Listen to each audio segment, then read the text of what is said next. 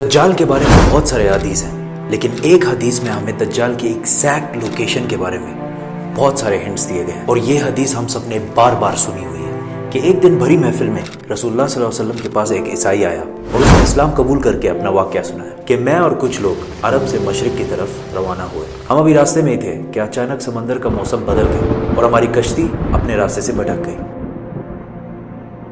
एक महीना इधर उधर भटकने के बाद समंदर ने आखिरकार हमारी कश्ती को एक जजीरे के पास ला खड़ा किया। बड़ी कश्ती डॉक करके हम छोटी कश्तियों के जरिए उस जजीरे पे पहुंचे और वहां हमारी मुलाकात एक अजीब किस्म के मखलूक से हुई जो बिल्कुल काला और जिस्म पर बहुत ज्यादा बाल थे उसके, और उसने अपना नाम जस्सासा बताया। हमने उससे पूछा, तुम क्या चीज हो, क्या मखलूक हो?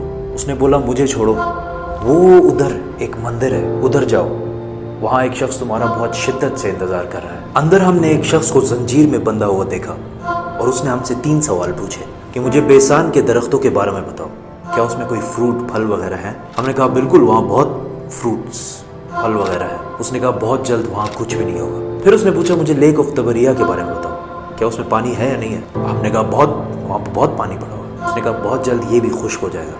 और फिर उसने कहा, मुझे उस उम्मी पैगंबर के बारे में बताओ, क्या किया है उसने अभी तक? हमने बताया कि वो मक्का से निकलकर मदीना में आबाद हो चुका है।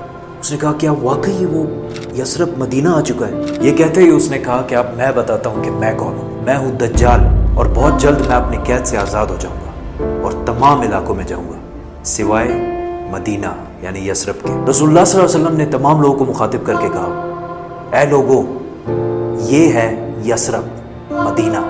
तमीम अद्दारी जो कह रहा है, मुझे उसमें सच्चाई नजर आ रही है। याद रखो, दज्जाल शाम के समंदर में है और ना यमन के समंदर में। और अपने हाथ से मशरिक की तरफ इशारा करके कहा, दज्जाल मशरिक में है, दज्जाल मशरिक में है, दज्जाल